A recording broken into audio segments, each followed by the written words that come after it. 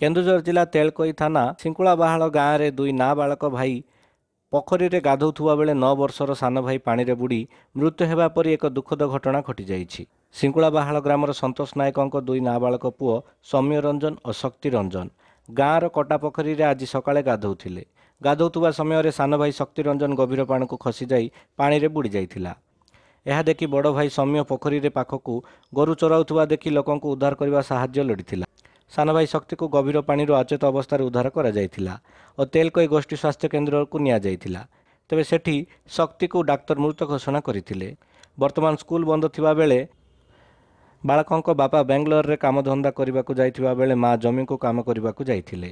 फल एपरी घटना घटिथिला बोली आलोचना होउछि।